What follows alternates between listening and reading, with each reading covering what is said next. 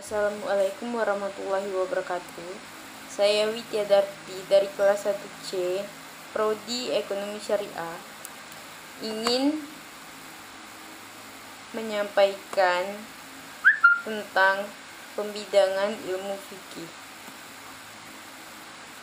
Rumusan kali ini kita akan membahas tentang apa saja pembidangan ilmu fikih, apa yang dimaksud dengan fikih ibadah, bentuk-bentuk fikih ibadah, apa yang dimaksud fikih muamalah, dan bentuk-bentuk fikih muamalah.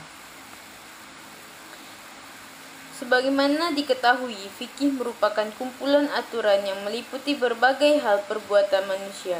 Tidak hanya berupa aturan mengenai semua hubungan manusia dalam urusan pribadinya sendiri, tetapi juga semua hubungan manusia dengan manusia lain, bahkan dalam hubungannya sebagai umat dengan umat yang lain.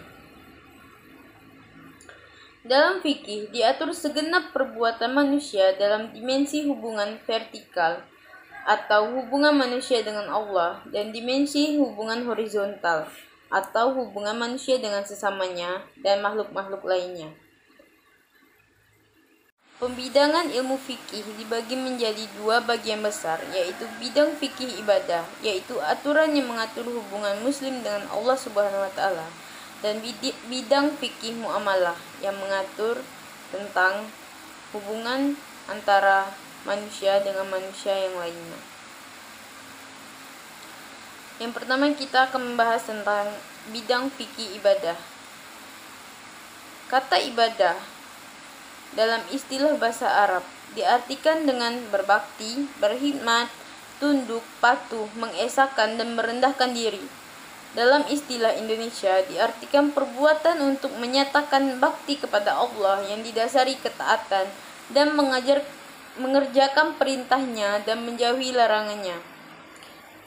Juga diartikan segala usaha lahir dan batin sesuai dengan perintah Allah untuk mendapatkan kebahagiaan dan keselarasan hidup, baik terhadap diri sendiri, keluarga, masyarakat, maupun terhadap alam semesta. Bentuk-bentuk fikih ibadah meliputi a.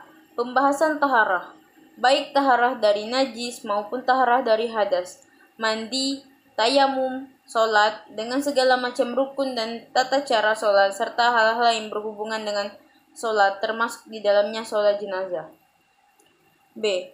Pembahasan sekitar zakat, tentang wajib zakat, harta-harta yang wajib dizakati, nisab, kaul, dan murtahik zakat, serta zakat fitrah. C. Pembahasan sekitar syam, puasa wajib, dan sunnah, rukunnya, dan hal-hal yang lain sekitar syam. D. Pembahasan tentang iktikaf, cara dan adab susila beriktikaf. E. Pembahasan tentang ibadah haji, dibicarakan tentang hukum dan syariat haji, perbuatan yang dilakukan dan ditinggalkan pada waktu melakukan ibadah haji, dan hal-hal yang berhubungan dengan ibadah haji. F. Pembahasan sekitar jihad, dibicarakan tentang hukumnya, cara-caranya, syarat-syaratnya, tentang perdamaian, tentang harta ghanimah. G.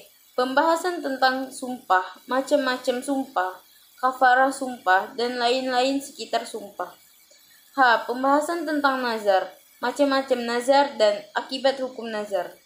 I. Pembahasan tentang kurban, hukumnya, macam-macam binatang untuk kurban, umur binatang yang dikurbankan, dan jumlah serta hukum tentang daging kurban. J. Pembahasan tentang penyembelihan yang meliputi binatang yang disembelih, cara-cara menyembelih, dan syarat-syaratnya. K. Pembahasan tentang berburu, hukum berburu, dan hal-hal yang berkenaan dengan binatang yang diburu. L. Pembahasan tentang akikah, hukumnya, umur binatangnya, akikah untuk siapa, waktu akikah, dan hukum dagingnya. M. Pembahasan tentang makanan dan minuman, dibicarakan tentang yang halal dan yang haram. Oke, yang kedua kita akan membahas tentang bidang fikih muamalah.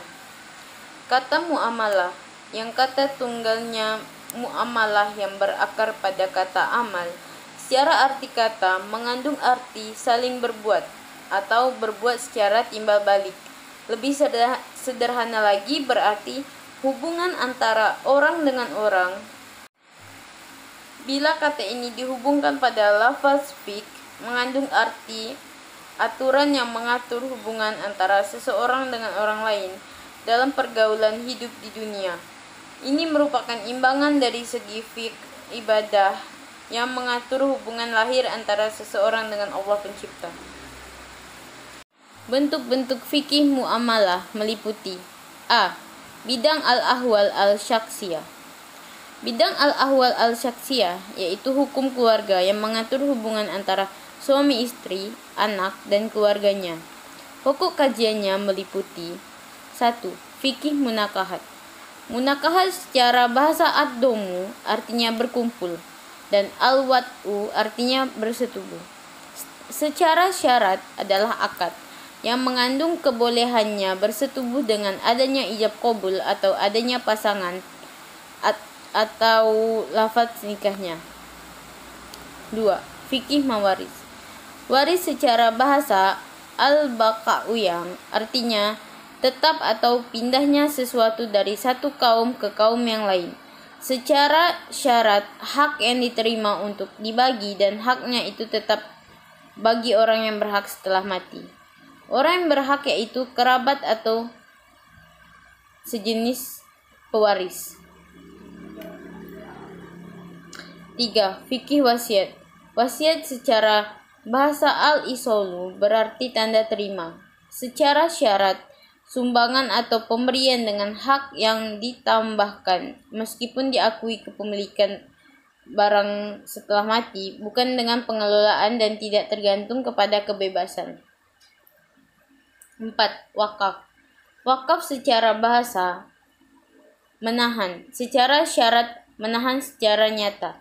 Kepemilikan yang diterima untuk dipindahkan yang memungkinkan mengambil manfaat dari barang pemindahan tersebut, beserta tetapnya barang yang ditahan dengan putusnya pembelanjaan harta dalam kekuasaan orang yang memiliki barang kepada orang yang diperbolehkan membelanjakan harta.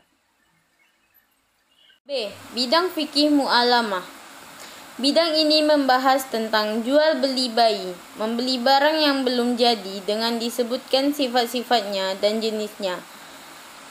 Gadai, kapailitan, pengampunan, perdamaian, pemindahan utang, jaminan hutang, perseroan dagang, perwakilan, titipan, pinjaman meminjam, merampas atau merusak orang lain. Hak membeli paksa, memberi modal dengan bagi untuk menyewa, mengupah orang untuk menemukan barang yang hilang, membuka tanah baru, dan barang temuan. Bahkan ada sebagian materi hukum perdata oleh para ulama dibahas dalam kitab Ushul Fikih, subjek hukum dan orang mukallaf, sistematis hukum perdata seperti juga halnya sistematika fikih. Bukanlah suatu hal yang mutlak yang tidak bisa diubah lagi, sebab sistematika itu dibuat oleh para ahli sesuai dengan perkembangan ilmu itu sendiri. C. Bidang fikih jinayah atau al-ahkam al-jinayah. Fikih jinayah adalah fikih yang mengatur cara-cara menjaga dan melindungi hak Allah, hak masyarakat dan hak-hak individu dari tindakan-tindakan yang tidak dibenarkan menurut Islam. Adapun materi fikih jenazah meliputi pembunuhan sengaja, semi sengaja, dan kesalahan disertai dengan rukun dan syaratnya, seperti halnya menuduh zina yang meliputi unsur-unsurnya, gugatannya, pembuktiannya, sanksinya, dan hapusnya hukum qazaf. Adapun juga kejahatan yang ditentukan di dalam Al-Quran dan hadis tidak disebutkan sanksinya, seperti penghinaan, tidak melaksanakan amanah, dan kejahatan-kejahatan yang ditentukan oleh uli amri untuk kemaslahatan umum, seperti aturan lalu lintas. D. Bidang qada atau al-ahkam al-murafaat. Fikih qada ini membahas tentang proses penyelesaian perkara di pengadilan. Oleh karena itu, Unsur pokok yang dibahas adalah tentang hakim dan putusan yang dijatuhkan, hak yang dilanggar, penggugat dalam kasus perdata atau penguasa dalam kasus pidana, dan tergugat dalam kasus perdata atau tersangka dalam kasus pidana. Pembahasan selanjutnya antara lain syarat-syarat seorang hakim dan hal-hal yang berkaitan dengan hakim, tentang pembuktian seperti halnya pengakuan, keterangan dan saksi, sumpah dan lain sebagainya. Di dalam fikih Islam, selain kada ada juga lembaga yang disebut tahkim atau hakam atau pengadilan juri. Di dalam tahkim atau arbitrase, hakam boleh ditunjuk masing-masing penggugat atau tergugat. Keputusan mereka harus diambil dengan kesepakatan atau suara bulat, dan keputusan mereka sah serta dapat dilaksanakan secara hukum bagi para pihak yang telah mengangkatnya dan hanya untuk perkara yang telah diminta untuk diselesaikan. Dasar hukum arbitrase dalam Al-Quran adalah Surat Al-Hujurat ayat 9 dan Surah An-Nisa ayat 35. Undang-undang tentang arbitrase yang sudah ada di Indonesia yaitu Undang-Undang Nomor 30 Tahun 1999, sedangkan arbitrase syariah masih sedang diusahakan. Fikih siasah. Fikih siasah adalah ilmu pemerintah untuk mengendalikan tugas dalam negeri dan luar negeri, yaitu politik dalam negeri dan politik luar negeri, serta kemasyarakatan yang mengatur kehidupan umum atas dasar keadilan dan istiqomah. Kesimpulan dari materi ini adalah ilmu fikih merupakan salah satu dari banyaknya ilmu-ilmu dalam agama Islam yang spesifik yang membahas tentang hukum-hukum syariat serta amalia seseorang yang mengatur berbagai aspek kehidupan manusia, baik kehidupan individu maupun masyarakat. Ilmu fikih juga terbagi menjadi beberapa bab. Dalam kajian ilmu fikih, mengkaji dua pengelompokan sub dan bab, yaitu fikih ibadah dan fikih muamalah. Pembidangan ilmu fikih ibadah mengerucut tentang kajian ibadah yang dilakukan individu terhadap Tuhannya, termasuk di dalamnya yaitu tentang ketentuan ibadah sholat, puasa, zakat, haji, ijtihad, penyembelihan hewan, dan tentang halal haramnya sesuatu. Sedangkan di fikih muamalah lebih mengerucut kepada ibadah yang dilakukan berkaitan dengan adabiyah, mengatur hubungan sosial manusia dengan sesama dan alam, termasuk di dalamnya tentang mukahat, mawaris, wasiat, hukum, dan pemerintahan. Demikian pembahasan yang bisa saya sampaikan. Semoga bermanfaat untuk teman-teman sekalian. Wassalamualaikum warahmatullahi wabarakatuh.